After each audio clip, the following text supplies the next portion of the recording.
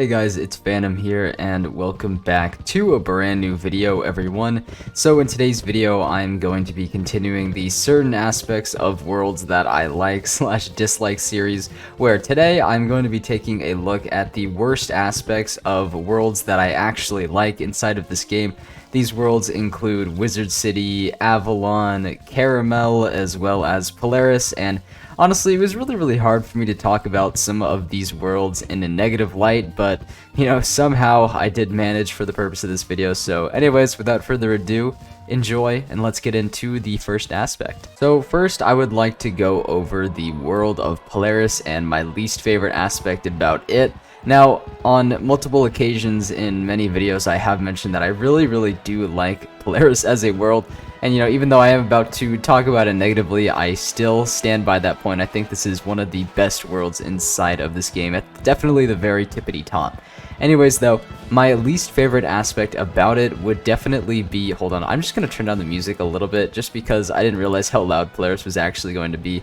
But my least favorite aspect about it would have to be just the fact that the world is way too short, in my opinion. So when I first quested throughout Polaris, and really every time after, the world was surprisingly really fun, actually. All the quests were actually really fun. The difficulty was not too bad. The story was good as well. I feel like I actually had a purpose behind my actions when I was questing throughout the world.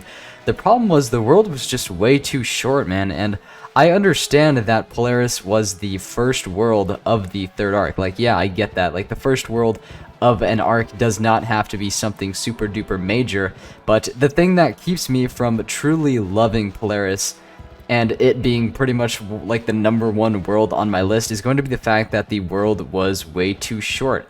I really did enjoy the theme of the world, all the quests inside of it, as I mentioned, the dialogue, the characters, all of it was really good. And it's kind of funny, but the worst aspect about it is simply the fact that I did not get enough of it. I didn't get enough of Polaris to truly love it and put it at the tippity top of my list, so I think that its shortness is definitely one of the major drawbacks, because I think I could have had a lot more fun in Polaris. I think that this world had potential to honestly be the best world inside of this game, but they chose to make it really short, which is a decision that I definitely respect. But I think that there was potential for me to get a lot more out of this world, if that makes sense. So that is definitely the aspect about Polaris that I like the least. So next I am going to cover the world of Avalon and my least favorite aspect about it, which is pretty much a problem with the main storyline and our purpose for going to Avalon in the first place, and that is going to be, say it with me now, the Sword of Kings. So if you guys don't know, or if you haven't been paying attention to the Avalon storyline, the Sword of Kings is, the mythical blade in Avalon, the sword that King Artorias used, to fulfill his purposes, blah.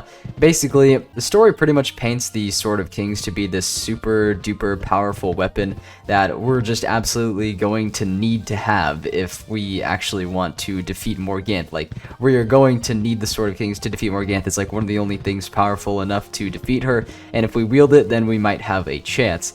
The thing is, though, when you actually get to the end of the Avalon quest line, the Sword of Kings, when you actually receive it, when you actually, take it out of that rock in the Keep of the Ganelon, and you look upon its stats for the first time, it's not a very good wand, man. It's not a very good wand. There's a good chance that the wand that you're going to be rocking, actually, no. There's a 100% chance that the wand that you're going to be rocking at the time of that quest will be better than the Sword of Kings, because literally the Sky Iron Hasta is a weapon that is offered at level 30. It gives that plus 10% damage boost. You're going to be using that over the Sword of Kings 100%, because the Sword of Kings, it's just not very good. I wish I had the wand on me right now so I could actually show you guys just how awful the stats are. Maybe I'll put a picture on screen. I'm not sure. Maybe I'll do something like that.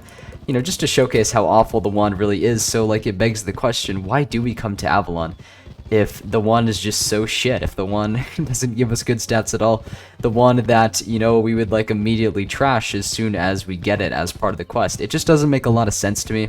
I think there's a couple ways that they could go about this to actually fix this issue.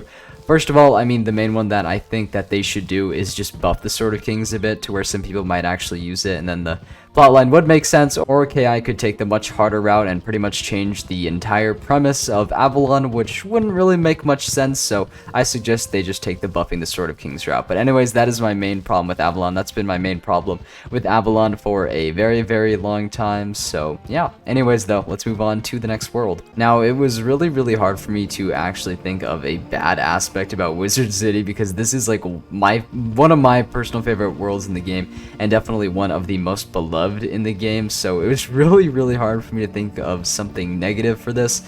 But you know, I did manage, and when I take a look back at Wizard City, I kind of, like, I realize, and I've done this, I mean, I've done this world on just so many characters. Whenever I delete a character and make a new one as a result of that, I go through the story again and again and again. And something that I've just noticed about Wizard City's storyline is it's just not very good. It's just not very good, but here's the thing. That is its worst aspect, right? And that is why it makes it on the list. However, I do want to kind of, you know, justify my reputation here and just say that that is okay. That is okay because with Wizard City, you know, what they're trying to do here is have literally just a starter world that new wizards can feel semi-safe and comfortable in and just learn the game. And it's kind of just a hub for all wizards. Wizard City does a great job at the stuff that it was actually designed to do, but the fact that, you know, it is a starter world at the end of the day, you know, is going to be a detriment to its story, and you can kind of just see that reflected in the quests. All of them are very, very simple with, you know, not very complex premises, not very interesting premises, at least in my opinion. It does do a good job of setting Malistaire up as the main villain of the first arc, which of course has a really good plotline. But like I said, that's just setup. That's just setup at the end of the day. The actual, I guess, you know, meat and bones of the storyline of Wizard City, it's just not very good. You're kind of just going around the streets and fixing problems, defeating a few enemies like Malistaire's minions along the way. That's pretty much it. That's pretty much it. It's a simple plotline for a simple world that's trying to be simple. But, you know, when I compare Wizard City's story to the other worlds, it's just not as good. So, hope you can respect my opinion on that. But, anyways, without further ado, let us move on to the last world. Coming up last on the list here, we have the world of Caramel. Definitely one of my most favorite worlds in the game. The worst thing about Caramel, my least favorite aspect about it, once again, has to do with the world's story, which I think you guys can kind of see a pattern here for the worst aspects of my most favorite worlds. Anyways, though, when taking a look at the story of Caramel, now it's definitely not a bad story. I think that the you know, kind of theme of capitalism throughout the world of Caramel is really, really interesting, and to kind of see the devastating effects it has on the hamsters' overall society. I think all that stuff's really, really cool. The thing is, though, a clear overarching villain wasn't really defined in Caramel. And what I mean by that, and you know how that's a problem for me, is we didn't actually figure out who the villain for the entire fourth arc was going to be, which this is literally just my opinion, okay? This is just me. This probably didn't actually bother too many people, but one thing that I was looking forward to with Caramel's release is finding out, like, what the hell is going on, like who is going to be the main villain for the fourth arc. Now, of course, you had the, you know, kind of mini villain, mini world villain of Nana, right, who you eventually find out was kind of just pulling the strings behind everything in Caramel. There's multiple Nanas. It's a big conspiracy. You had that fun little plot line. The thing is, we didn't actually figure out what was, like, really going on, right? We didn't, like, really figure out who was opening up the cavities till the very end. Of course, there was a quest released recently that kind of shed some light on the end of Caramel. The thing is, though, no clear fourth arc overarching villain is actually defined yet. Like, we still don't really know. Of course, there's been mentions about the Nothing and how the old one is actually the Nothing, but we don't really know what any of that means yet. We're kind of just given statements and then are forced to theorize and try to make sense of things. So Caramel, you know, that was my least favorite aspect about it. I just didn't like how they didn't define an arc villain. But hey, that's just my opinion, and I would love to hear yours in the comments down below about it. So anyways, that's pretty much going to be it for this video, though, everyone. I really hope you guys did enjoy. If you enjoyed, you can always leave a like or subscribe to the channel if you're looking forward to future content. Anyways, I will see you all in the next video or stream, whenever that may be, so take care, and peace out, everyone.